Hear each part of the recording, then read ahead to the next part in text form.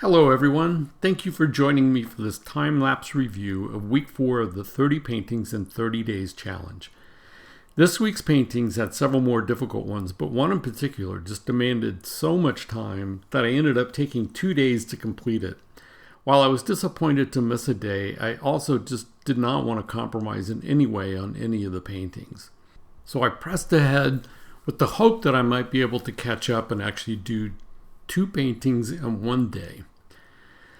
Next week, I'm going to post a video reviewing the overall experience and letting you know what it's been like to paint 30 paintings in 30 days. I think you'll find it interesting. I'm going to share some of the things I've learned, and some of those things might surprise you. I'll also be letting you know which paintings have not sold by then, and I'll give one last chance to purchase them at the $50 price. So let's get into week 4.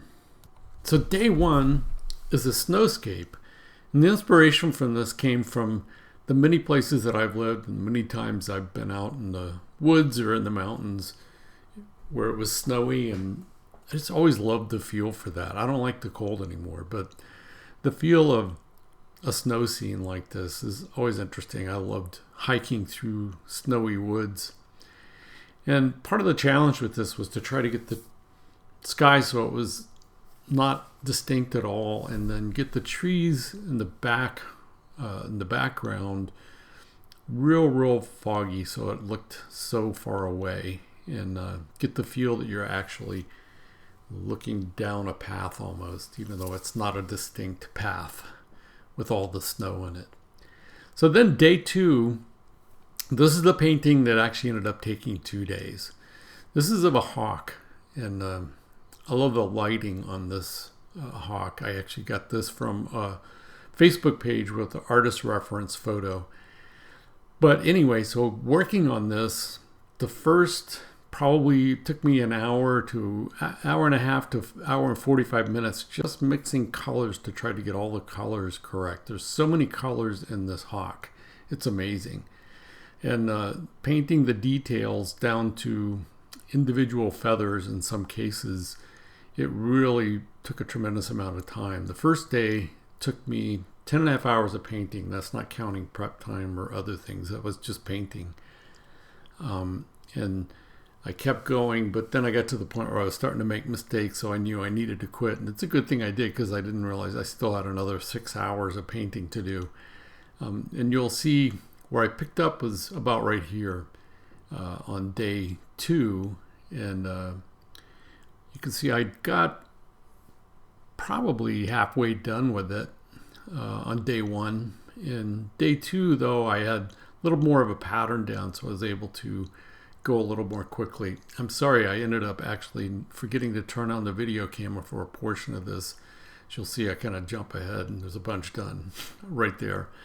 I really enjoyed doing this one, and felt like it turned out really well, met my expectations as far as the detail and just the feel of it with the hawk. So then day 3, which was actually day 4 at this point in the week, I decided to do something that's a little different just for fun. And I always like doing stars, and you could see there for a portion of it I just basically flicked the brush with very thin white paint on it. And it makes a lot of little tiny dots all over the place as stars. And then some I ended up filling in with a paintbrush. But then I really loved this idea with the moon, just barely can see the glow of it, and the wolf howling at the moon, and then a silhouetted tree of a starry sky like this. I love starry skies. I need to get out in the country more so I can see more of them.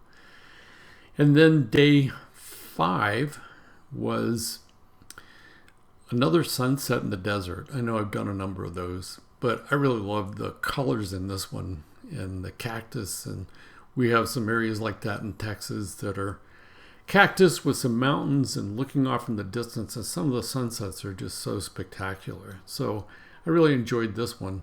And it was a challenge trying to get the colors so that they really worked together with each other, with a foreground that was very distinct and had some detail in it, but not too much. So you were looking off in the distance into those mountains. And it's kind of a surrealistic feel, kind of like the painting before. A little bit of the surrealism or impressionist coming out of me, I guess, which I enjoy doing sometimes. And day 6 comes from a reference photo from a really good friend of mine, Kynzie Story, who's such a great photographer. I'm going to put a link to her website in the description. I encourage you to go check it out. She's a great drone photographer, still photographer, does really tremendous stuff, and you can actually buy prints of some of her photographs on her website. Anyway, I just love this photo with the way that the sun is just brightly shining on one side of the lighthouse and the other side is in shadow completely. The details in this was really a big challenge for me. I think it turned out pretty good. Hopefully Kynzie's happy with it too. But believe it or not, I actually struggle with the sky tremendously, which normally skies are pretty easy. But this one, for some reason, gave me a big challenge.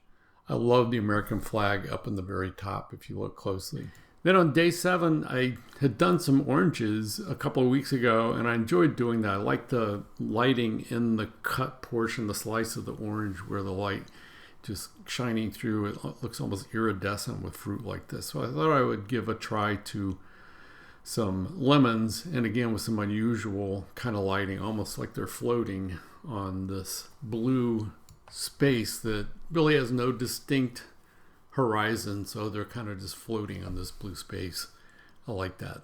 So that wraps up week 4. I hope you've enjoyed this video, and I hope you'll join me again next week where I do the last 2 paintings and I do a complete review of what it's been like to paint 30 paintings in 30 days. Thank you so much for watching, and I hope to see you again next week.